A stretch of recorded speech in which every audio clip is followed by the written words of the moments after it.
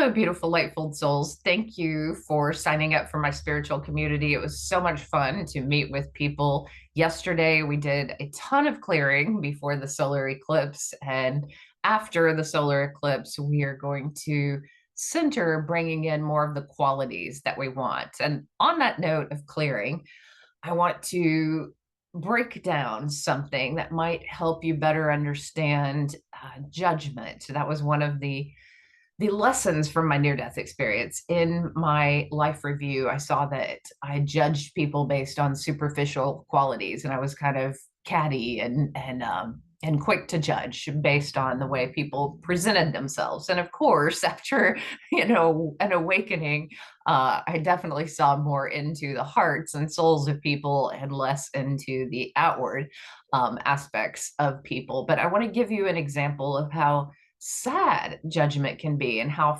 far away some incredibly religious people can be from love and how deeply entrenched they can be in judgment. And I'm going to use an example from my family. So lately, I've been thinking about my near death experience, and I've asked other people to give me their impressions of the time I was in the hospital, different friends and family members. And I recently asked a cousin, he was quite young, he was only 11, but I asked him, well, what do you remember of that time? Like, what did you hear? Did you hear about my near death experience? He said, and get this, I have, an aunt who was Baptist. She's passed over, an aunt who is very Catholic, and one who is sort of evangelical, but a little bit more compassionate than the rest, and then my mother, who's deeply judgmental and evangelical. So as I was in the hospital,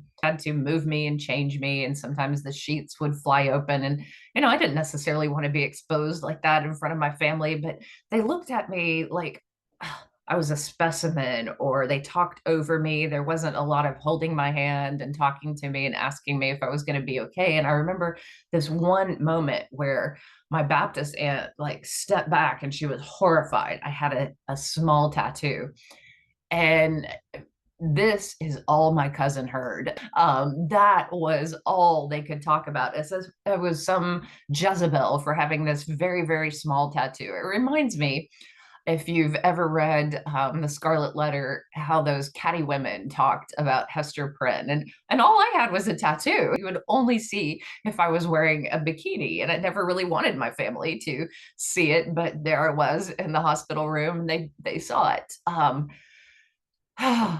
It's just sad that my aunts didn't take me seriously. When I tried to talk about God, they made jokes about the morphine that was running through my body. They dismissed me, and they were overly concerned about where they were going to go eat that evening and what they were going to do. And I almost wondered why they were even there. Why would you show up? I guess they were there to be there for my mom, but because they certainly weren't there for me. I needed good energy at that time. I needed someone holding my hand and saying, maybe you're going to be okay. You're going to be fine. I got a little of that from my grandmother. In fact, she was the one who went down and bought me a journal so that I could write about the angels. My grandmother was Catholic, and she wanted to hear about the angels. I think at one point she was like, shh, let her talk, and actually just gave me this one moment that allowed me to be seen by her. And I don't think I was seen by anyone else. And that's a very, very sad thing.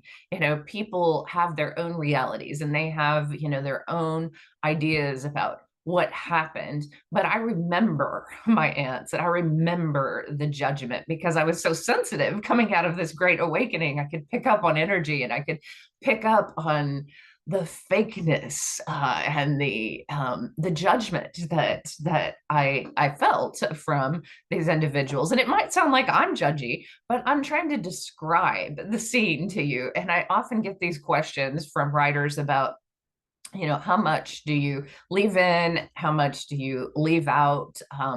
You are entitled to your own reality and what you remember. And this is especially important when you've been gaslit your whole life, when some of the judgiest people in the world might be married to child abusers. And when you might have suffered great sexual abuse, you might have suffered emotional abuse, spiritual abuse, and everyone around you denies it. Now, that is harsh, and it happens frequently in families, this kind of gaslighting.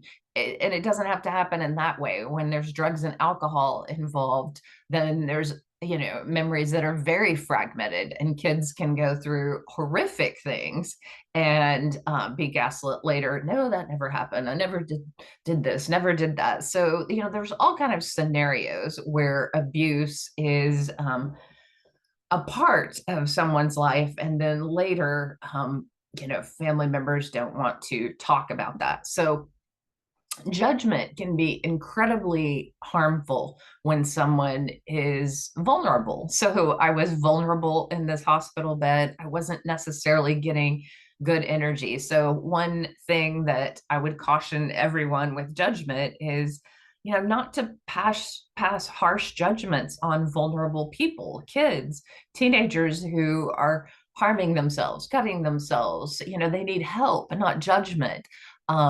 People who are on the street, they need help, not judgment. The vulnerable, the sick, the needy. Maybe you cannot help everyone, and that's just discernment. We're only human.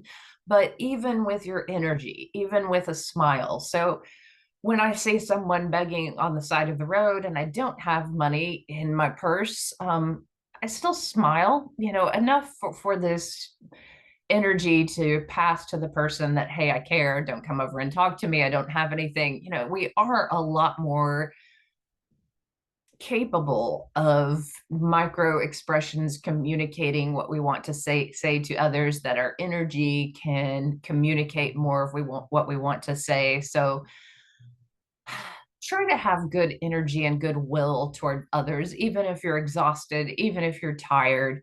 You don't have to do anything, but energy is real. And the energy that I felt in that hospital room was rough.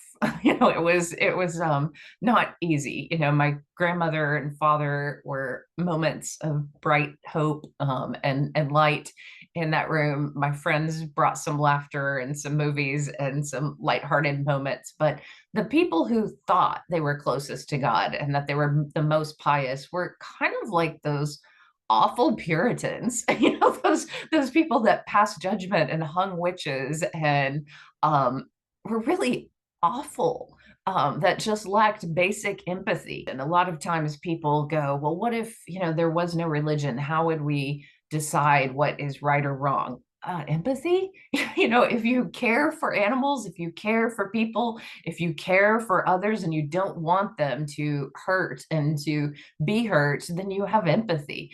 And I never wanted my aunts to be hurt.